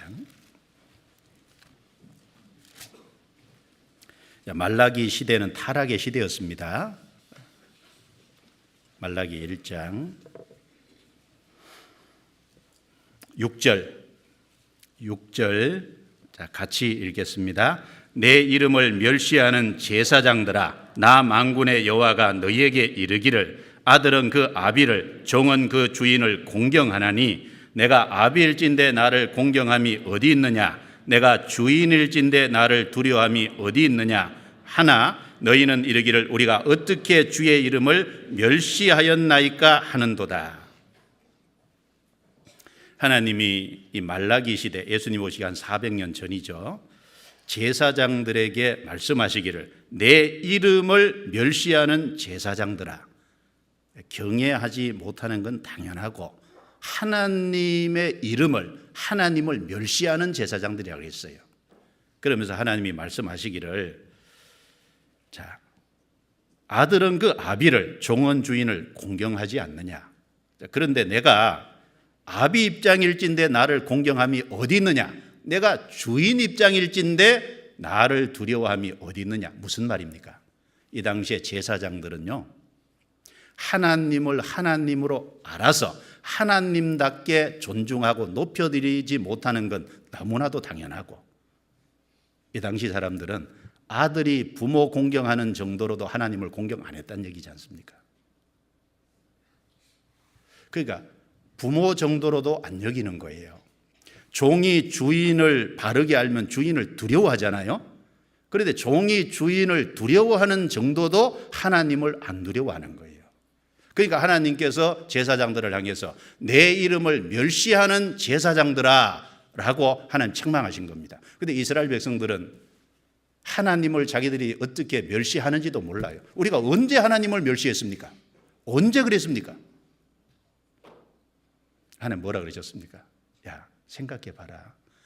자, 총독도 안 받는 절름발이, 얼룩진 거, 병든 거, 이런 것을 나한테 제물로 드리지 않냐. 그거 너희 총독한테 드려봐라. 총독이 그걸 기쁘게 받겠냐? 총독이 그걸 간합하겠느냐? 여러분, 누가 나한테 선물 주는데 썩은 사과를 앞에서 주면 받겠어요?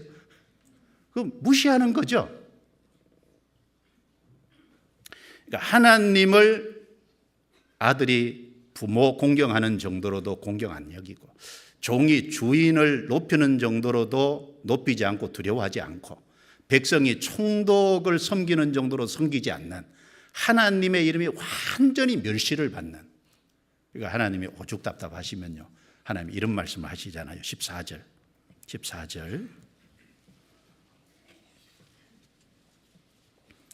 자, 같이 읽어볼까요? 때 가운데 수컷이 있거늘 그 서원하는 일에 흠 있는 것으로 사기하여 내게 드리는 자는 저주를 받으리니 나는 큰 임금이요 내 이름은 열방 중에서 두려워하는 것이 됨이니라. 만군의 여호와의 말이니라.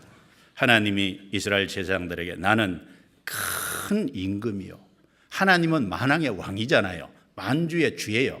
비록 이스라엘 백성들에게 제사장들에게는 지금 이렇게 멸시받고 있지만 내 이름은 열방 중에서 두려워하는 것이 됨이니라. 내가 얼마나 위대한 존재인지 너희는 진정으로 모르고 나를 이렇게 대하는 거다 그 말입니다. 그런데 남의 얘기로만 생각지 말고 우리 자신을 한번 돌아보세요. 나는 하나님을 어느 정도 공경하고 있을까요? 나는 하나님을 어느 정도 두려워하고 있을까요? 정말 나는 하나님을 경외하고 있을까요? 하나님을 아버지 정도로도 혹은 종이 주인을 두려워하는 정도로도 백성이 총독을 섬기는 정도로도 하나님을 대우 안 하고 있다면 하나님이 우리에게도 뭐라고 하실까요? 내 이름을 멸시하는 누구야 이렇게 말씀하지 않겠습니까?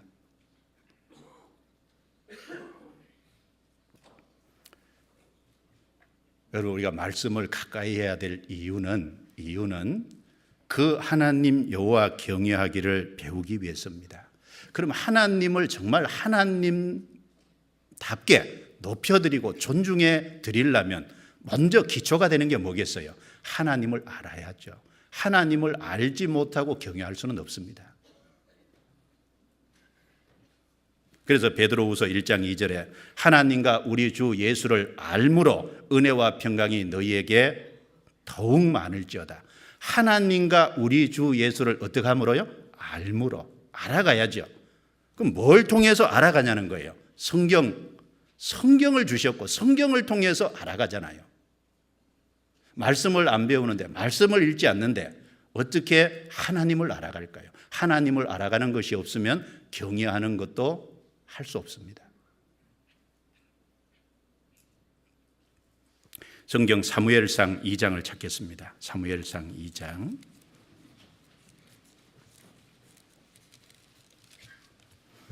사무엘상 2장.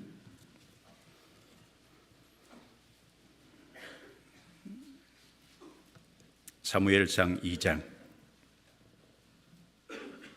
자, 찾으셨으면 12절을 보겠습니다. 12절 같이 읽겠습니다. 엘리의 아들들은 불량자라 여호와를 알지 아니하더라. 자, 여호와를 알지 아니하더라. 자, 여호와를 알기를 원치 않았던 거예요. 참 이 엘리의 아들 홈리와 비느하스 두 사람은 참 자기 아버지가 제사장이니까 얼마나 좋은 위치와 특권에 있었습니까? 좋은 위치와 특권에 있으면서도 하나님을 아는데 힘쓰지 않은 것은 말할 것도 없고 알기를 원치도 않았어요. 그 결과가 어떻게 나타났습니까? 하나님께 백성들이 제사를 드리러 오면 그 제사 드리는 제물을 하나님께 드려지기도 전에 자기들이 먼저 취했잖아요. 그건 무슨 말입니까? 하나님의 제사를 멸시한 거예요. 하나님의 제사를 멸시했다는 건 결국은 하나님을 멸시하는 겁니다. 하나님을 멸시하게 된 가장 기본 바탕이 뭡니까? 하나님을 알지 않았던 거예요. 하나님을 모르기 때문에 하나님을 멸시하는 것으로 나타나는 겁니다. 17절에 이 소년들의 죄가 여호와 앞에 심히 크면 그들이 여호와의 제사를 멸시함이었더라. 그리고 건너뛰어서 30절 같이 읽습니다. 그러므로 이스라엘의 하나님 나 여호와가 말하노라. 내가 전에 내 집과 내 조상의 집이 내 앞에 영영히 행하리라 하였으나 이제 나 여호와가 말하노니 결단코 그렇게 아니하리라. 나를 존중히 여기는 자를 내가 존중히 여기고 나를 멸시하는 자를 내가 경멸히 여기리라. 하나님을 알지 않는 것은 멸시로 나타나고 그 멸시로 나타나는 것에 하나님의 보응은 나는 나를 존중히 여기는 자를 존중히 여기고 멸시하는 자를 멸시하겠다고. 결국은 엘리와 그 아들 두 사람 하루아침에 죽임을 당했지 않습니까? 블레셋과의 전투에서 다 죽었습니다.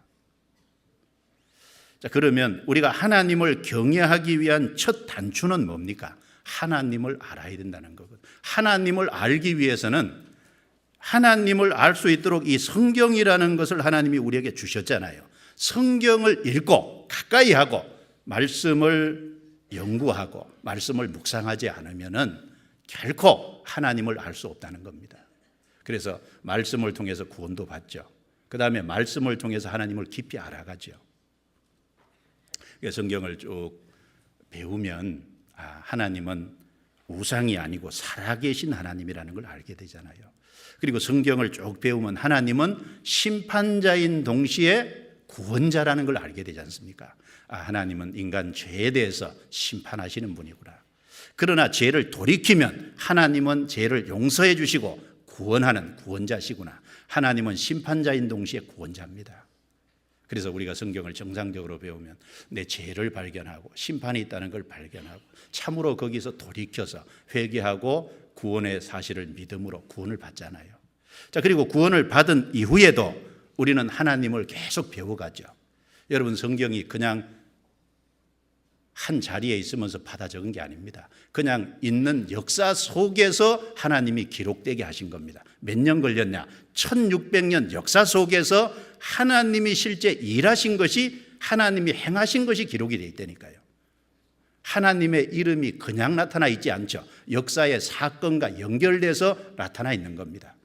우리도 성경을 가까이 하는 속에서 이 말씀을 먼저 배우고 또 그 말씀대로 우리 삶 속에 적용이 될 때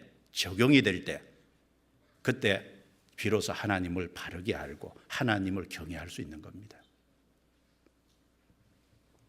여러분, 여호와 이레라는 단어가 그냥 아무 사건도 없이 계시된 게 아니지 않습니까? 하나님이 아브라함에게 독자 이삭을 드리라고 했고 아브라함이 독자 이삭을 드리러 순종해서 올라갔을 때 바로 하나님 말씀 순종해 죽이려고 했을 때 하나님이 그것을 멈추고 순양을 하나님이 준비해 놓으셨다가 그 순양을 대신 드리게 했잖아요. 거기서 여호와 이레, 준비하시는 하나님을 나타냈죠.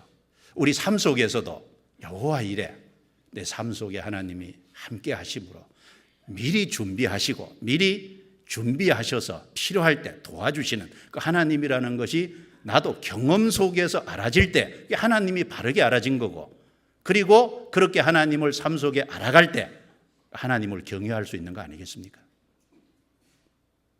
그런데 성경을 전혀 안 읽어요. 그럼 하나님이 어떤 분인지 배울 수 없죠. 배울 수 없으면 삶 속에 적용할 수 없지 않습니까? 성경에 그런 말씀이 얼마나 많습니까? 여호와 라파, 하나님께서 이스라엘 백성들이 출애굽한 이후에 3일 동안 길을 갔는데 마실 것이 없지 않습니까? 그래서 쓴물을 만났는데 그 이스라엘 백성들이 원망하는 가운데 하나님이 모세에게 한 나무를 가르치니까 그 나뭇가지를 꺾어서 그 물속에 집어던졌더니 쓴물이 단물이 됐어요. 그렇게 보여주시고 하나님은 치료하는 하나님이라. 여호와 라파죠, 이름이. 바로 그 삶 속에서 치료하는 하나님을 실제 경험하게 한 겁니다. 그리고 기록되게 했잖아요. 기록되게. 여호와 삼마, 하나님이 거기 계시다. 여호와 니시, 여호와는 나의 깃발이다. 여호와 살롬, 잘못 읽으면 살롬이 되는데 살롬, 여호와는 평강이시다. 다 어떤 사건들이 있거든요. 그렇죠? 그 사건 속에서 하나님은 그 이름을 계시하셨고 그 속에서 우리가 배워가는 겁니다. 배워가고 그걸 우리 삶 속에서 실제 그런 하나님을 경험해 갈 때 하나님을 바르게 아는 거잖아요. 알고 그리고 하나님을 경외하게 되는 겁니다. 그 시작이 뭐냐? 성경을 읽는 거예요. 읽는 거. 성경을 가까이 하는 겁니다. 가까이 하지 않으면 알 수 없고 알 수 없으면 경외할 수 없는. 그래서 여기 엘리의 두 아들들은 하나님을 알지 못하기 때문에 결국은 경외하지 않고 멸시하는 것으로 나타났고 결국은 하나님의 심판을 받았습니다. 그리고 하나님이 이 세상에서 하나님을 경외하는, 즉 하나님을 존중하고 높이는 것을 삶 속에서 알아가도록 하기 위해서 하나님이 위아래라는 걸 주셨잖아요. 부모 자식 관계를 주시고 남편과 아내 관계를 주시고 그리고 어른과 젊은이의 관계를 주시고 그리고 주인과 종의 관계를 주시고 왕 대통령과 백성의 관계를 주셨지 않습니까? 왜 세상에서 위아래 관계를 하나님 만들어 놨었을까요? 이 세상에 땅에 살면서 위아래 관계 속에 살아가면서요, 아랫사람은 윗사람을 존중하고 높여야 된다는 걸 배워가게 하신 겁니다. 그 속에서 하나님 경외하는 걸 배워가게 하신 거예요. 여러분, 이 땅에서 자기 위에 있는 사람을 높이고 존중하는 걸 못 배우면 하나님 경외한다는 것도 거짓말입니다.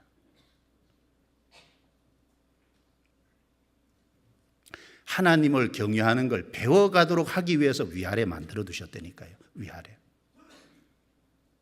그래서 원래 경외라는 단어는 하나님께만 사용되잖아요. 그런데 부모를 경외하라, 남편을 경외하라, 그리고 샘머리 앞에 일어서고 그들을 경외하라, 노인을 경외하라. 왜 이런 경외라는 단어를 사람에게 붙여놨을까요? 왜냐하면 거기서 하나님의 경외를, 하나님을 존중하고 높이는 걸 배워가기 때문입니다. 아랫사람이요 윗사람 막 들이받고 살면요 하나님 높이는 거 못 배웁니다. 어디서 배울 거예요? 그러니까 위아래 이 기본 개념부터 명확하지 않으면 사실은 기본이 안 된 겁니다. 아랫사람으로 윗사람 들이받는 것만 배우면요 그거 하나님 경외하는 거 평생 못 배웁니다. 성경 레위기 19장 한번 찾아보겠습니다. 레위기 19장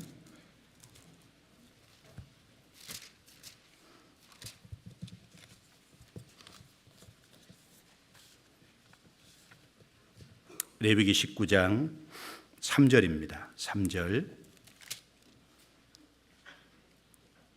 같이 읽어보겠습니다. 너희 각 사람은 부모를 경외하고 나의 안식일을 지키라. 나는 너희 하나님 여호와니라. 너희 각 사람은 누구를 경외해요? 부모를 공경하라 이렇게 해야 되는데 경외하라, 경외라는 단어를 여기 붙여놨잖아요. 왜? 하나님 경외를 그 속에서 배우니까 하는 말입니다.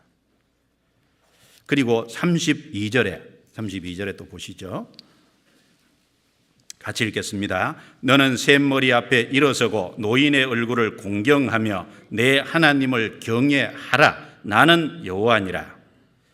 그러니까 샘머리 앞에 일어서고, 젊은 사람은 나이 많은 분들 앞에서 일어선다는 건 상가 자기를 조심하고 존중하고 높이는 태도죠. 내가 앉아 있는데 어른이 오는데 가만히 앉아 있으면 존중 안 한다는 거지 않습니까? 높이는.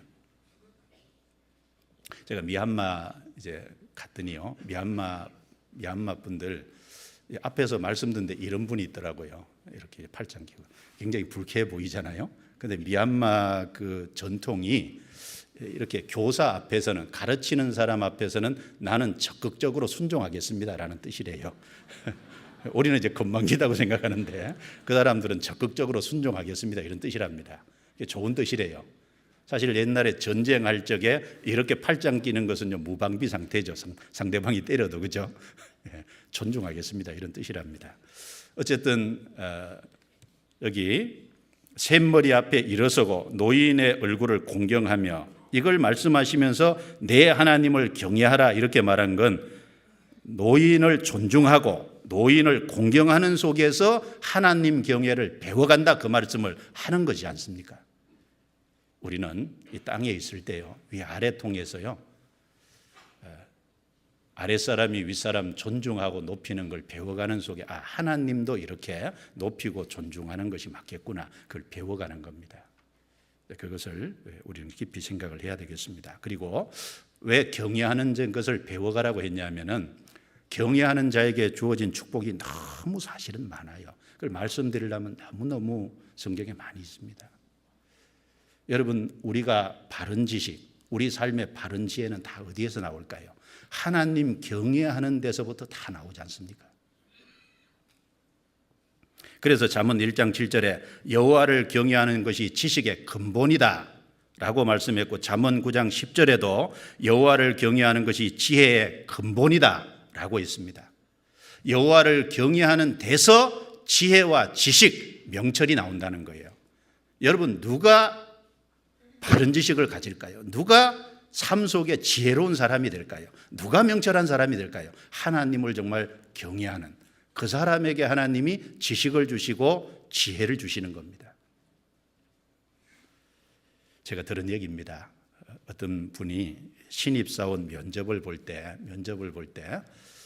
면접 준비를 뭘로 할까, 이게 이제 여러 가지 물을 건데 생각해서 만약에 회사에 취직을 시켜주면 어떤 태도로 일하겠느냐, 아마 이걸 물어볼 것 같더래요. 그래서 어떻게 대답할까 준비를 하다가 성경의 잠언 30장 24절부터 28절에 보면 땅에 작고도 지혜로운 것 4가지가 있대. 그 지혜로운 것이라고 했잖아요. 근데 거기 보면은 개미가 있고 사반이 있고 메뚜기가 있고 도마뱀이 나옵니다. 그래서 이 4가지를 가지고 준비해서 답을 했대요. 그래서 개미는 정말 부지런하고, 그리고 겨울 양식을 여름에 준비하니까 내가 회사 사원이 된다면은 정말 성실하고, 그리고 앞에 있을 것을 미리미리 준비해서 계획을 세우겠다. 그리고 사반은 너구리지 않습니까? 너구리인데 너구리는 바위를 의지한다 그랬잖아요. 자기는 약하니까. 내가 사원이 되면 내가 지혜가 부족하고 연약하고 어떤 어려움이 생길 때 내 혼자 힘으로 해결하지 않고 회사의 윗사람이나 회사의 어떤 경험 많은 분들과 의논해서 참고해서 행하겠다고 그 얘기하고, 또 한 가지는 메뚜기는 다 떼를 지어나가지 인군이 없잖아요. 그래서 나 혼자 하는 것이 아니라 내가 사원이 된다면 옆에 동료들과 합심하고 협력해서 모든 일을 해가겠다고.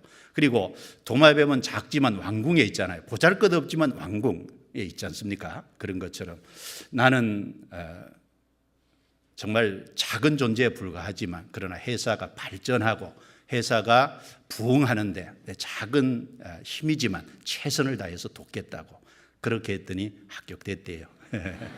그렇게 해서 합격됐는지 모르겠지만 어쨌든 대답을 그렇게 했다는 겁니다. 4가지 짐승 예를 들어서 쫙 설명을 했대요. 그랬더니 그분 얘기에 면접관들이 보고 감탄을 하더라고. 그래서 예를 들면 삶을 살아가는 지혜도 어디서 나와요? 하나님을 경외하는 데서 그 지혜도 나오잖아요. 그리고 하나님을 경외하는 거기에서 하나님은 피할 길도 주시고, 경외하는 사람에게 택할 길도 가르쳐 주시고, 경외하는 사람을 하나님이 세워서 사명의 깃발도 주시고 쓰시지 않습니까? 성경에 경외하는 자에게 주신 축복이 얼마나 많습니까? 그래서 경외하는 것을 배워야 됩니다. 하루아침에 안 되죠? 배워야 돼요. 그리고 경외하는 사람은 뭘 할까요? 이 율법의 모든 말과 이 규례를 지켜 행할 것이라. 정말 하나님을 존중하고 높이는 사람은 하나님의 입에서 나오는 말씀도 높일까요? 멸시할까요? 물어보나 마나죠. 누가 하나님을 말씀을 높이고 순종할 거냐? 하나님을 높이는 사람, 하나님을 존중하는 사람, 경외하는 사람. 성경에 하나님을 경외했던 사람이 얼마나 많습니까? 아브라함은 독자 이삭을 드리라고 할 때 정말 드렸잖아요. 그래서 하나님께서 아브라함에게 할 때 내가 내 아들 독자라도 아끼지 않고 내게 바쳤은즉 내가 이제야 나를 경외하는 줄 아노라. 자, 좋고 좋지 않고를 물어나고 하나님을 존중하고 높이는 사람은 말씀을 그대로 따르잖아요. 아브라함이 독자 이삭을 드릴 수 있던 그 아브라함의 마음 바탕에 뭐가 있습니까? 하나님을 경외하는, 하나님을 정말 존중하고 높이는 그 태도가 있었기 때문에 드릴 수 있었잖아요. 히브리 산파들이 애굽 왕이 다 사내 아이들은 다 죽이라고 할 때 죽이지 않고 살린 이유가 뭡니까? 그 마음 바탕에 하나님을 경외하기 때문에 그렇잖아요. 잠언 31장에 보면 현숙한 여인, 거기 끝에 참 부지런하죠. 남편을 존중하고, 그리고 성실하고, 게을리 얻은 양식을 먹지 않고, 그리고 무역하는데 먼 곳에도 가져오고, 집안에서도 일을 하고, 또 집안 사람들을 잘 돌보고, 또 가난한 사람, 어려운 사람들에게 손을 펼치고, 그리고 집안의 모든 사람들을 위해서 집안 사람들의 옷을 짓고 자기를 단장하고, 그리고 지금은 고생하지만 훗날 웃을 생각하고 살고, 그 현숙한 여인이 그렇게 사는 마음 바탕이 잠언 31장 끝에 뭐라고 말씀했습니까? 고운 것도 거짓되고 아름다운 것도 헛되나 오직 여호와를 경외하는 여자는 칭찬을 받을 거예요. 여호와를 경외하는 마음 바탕에서 그런 삶이 나오지 않습니까? 그리고 노아는 여호와를 경외함으로 아직 보지 못하는 일에 경고하심을 받아 방주를 예비하여 그 집을 구원했잖아요.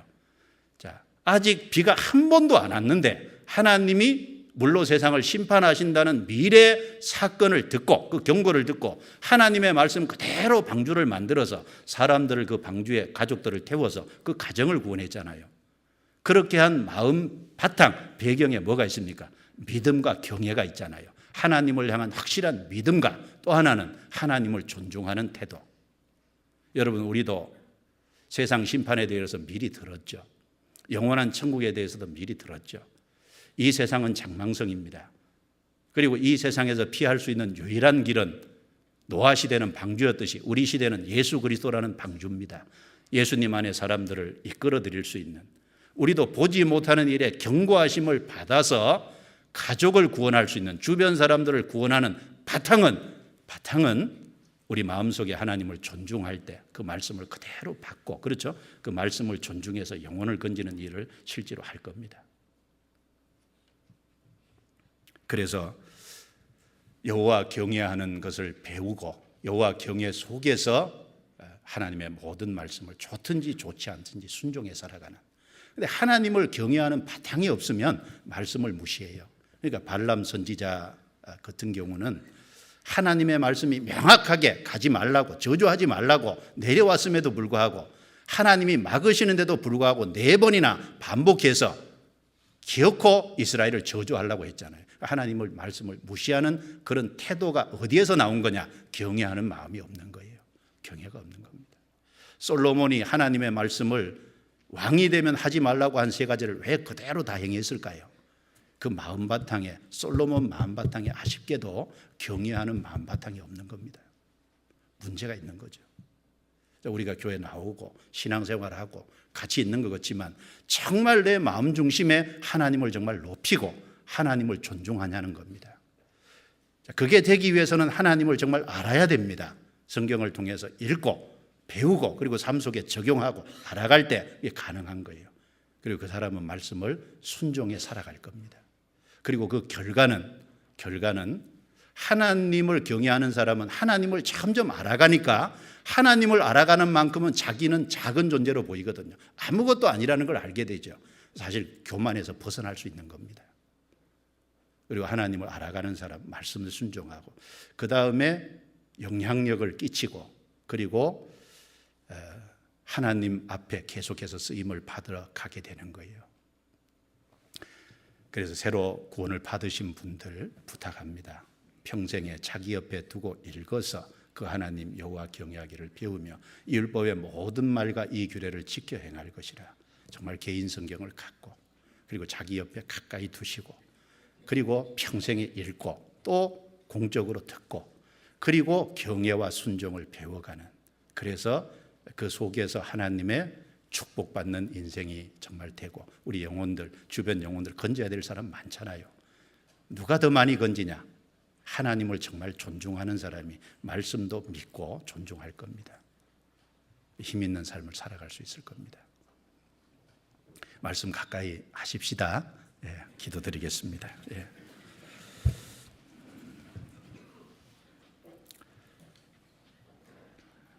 저희를 구원해 주신 주님 감사합니다. 부족한 것이 너무 많습니다. 그러나 주님의 변함없는 사랑을 베풀어 주시고 또 피조물인 우리가 듣고 읽고 묵상하고 또 살아갈 수 있는 진리의 말씀을 주신 거 너무나도 감사합니다. 우리 평생에 옆에 가까이 두고 읽게 하시고 또 이 말씀 안에서 경외와 순종을 계속해서 배워가는 삶이 되게 도와주셔서 하나님의 역사를 이루고 하나님을 기쁘시게 하는 삶이 다 되게 해 주옵소서. 우리 주변에 건져야 될 영혼들이 너무 많습니다. 이 마지막 때 더 수고하고 헌신하는 마음으로 살게 하시고 영혼들을 건지는 일에 최선을 다할 수 있게 해주시고 주님 정하신 마지막 때가 오기 전에